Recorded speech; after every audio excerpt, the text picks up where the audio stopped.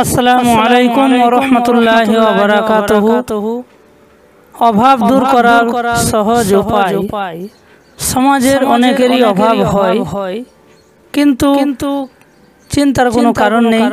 একটা সহজ পদ্ধতি আপনাদের কাছে নিয়ে উপস্থিত হয়েছি। যদি এই পদ্ধতিটা অবলম্বন করেন, ইনশাআল্লাহ অভাব দূর হবে। এটা শিরোনাম দেওয়া হয়েছে অভাব দূর করার সহজ পদ্ধতি। আসুন দেখে নিই। হাদিস শরীফ হযরত ইবনে আব্বাস রাদিয়াল্লাহু আনহু থেকে বর্ণিত।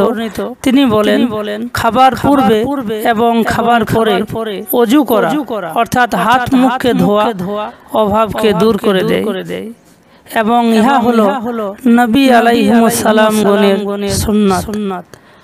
অর্থাৎ এই হাদিস থেকে বুঝতে পারলাম যে যদি আপনারা খাবারের সময় হাত মুখকে ভালো করে ধুয়ে নেন, খাবারের পূর্বে এবং খাবার পরে যদি ধৌত করে নেন, তো অবশ্যই অভাব দূর হয়ে যাবে।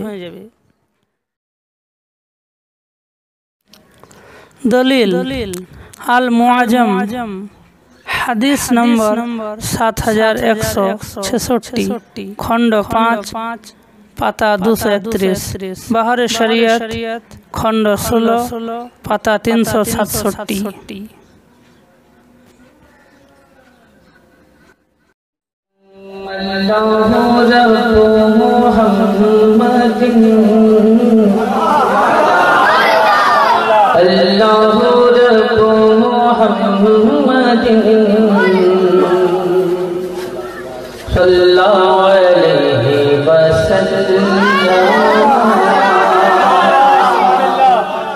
نحن عباد محمد